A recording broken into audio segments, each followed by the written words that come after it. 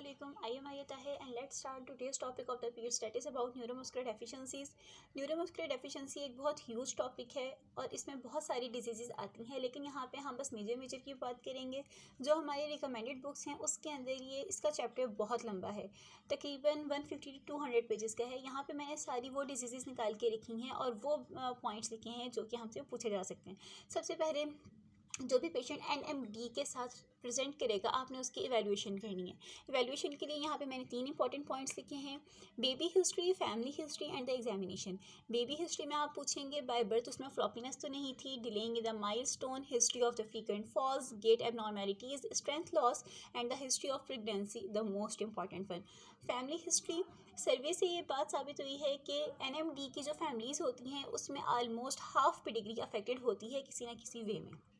Examination की बात करेंगे तो एक एग्जामिनेशन तो वो होगा जो हम विजुअल आई से करेंगे, दूसरा एग्जामिनेशन वो होगा जो हम टेस्ट करवा के करेंगे। उसमें इलेक्ट्रो डायग्नोसिस टेस्ट, उसमें आएंगे EMG, electromyography and nerve conduction studies NCS, molecular genetic testing ताकि पता चल जाए कौन सी जीन अफेक्टेड है, और बायोप्सी देखें मस्कुलर डिजीज़ के लिए भी हो सकती है और न्यूरल डिजीज़ के लिए भी।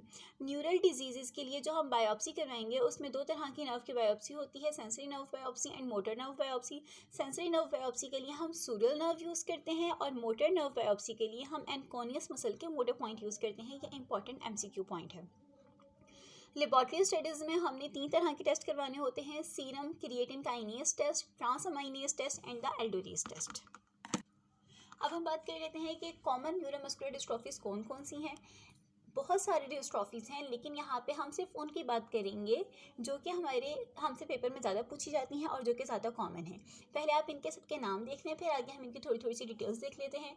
First one is dystrophic myopathies, second dystrophinopathies, then congenital muscular dystrophies, facioscapulohumeral dystrophy, EMD, non X linked myopathies, severe X linked myopathies, neuromuscular junction disorders, peripheral nerve disorders, minicore disease and myotonic disorders.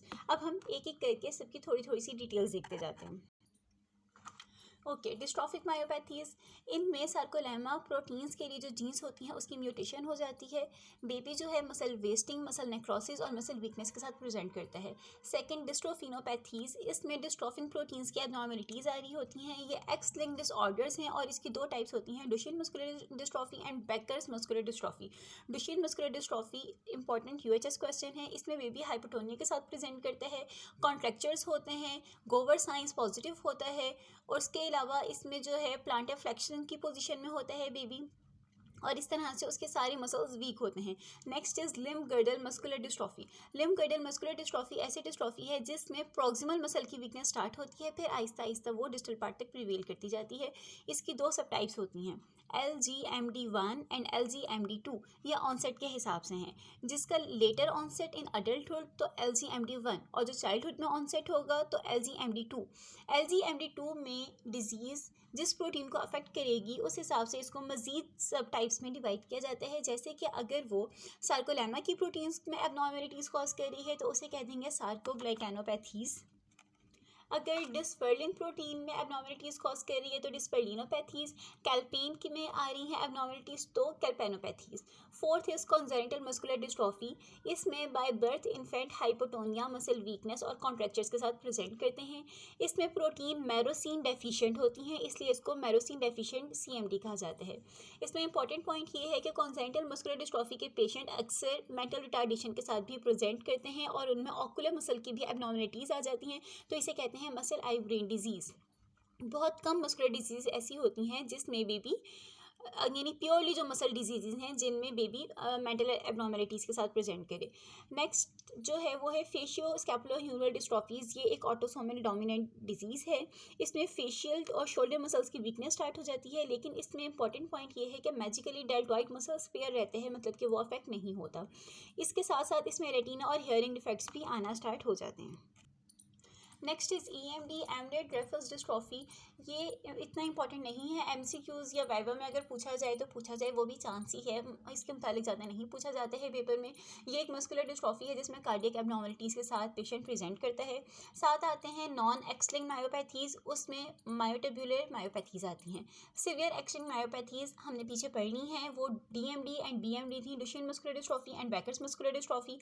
Mini core disease, ये important MCQs में आता है कि mini core disease एक ऐसी congenital मायोपैथीज़ हैं जिसमें mitochondria की ऑक्सीडेटिव एक्टिविटी कम हो जाती है। मायोटॉनिक डिसऑर्डर्स में बॉडी के तमाम मसल और तमाम टाइप्स के मसल अफेक्ट होते हैं, स्केलेटल भी, कार्डियक मसल्स भी एंड स्मूथ मसल्स भी। न्यूरोमस्कुलर जंक्शन डिसऑर्डर्स में माइजेनिया ग्रेविस, ये इंपॉर्टेंट है और बहुत कॉमन क्वेश्चन है, अक्सर ही पेपर में पूछा जाता है और पास्ट क्लासेस में हम ये पढ़ चुके हैं। Next is peripheral nerve disorder. Peripheral nerve disorder में जो डिजीज सबसे ज़्यादा कॉमन है वो है GBS यानी गॉर्डबेरन सिंड्रोम।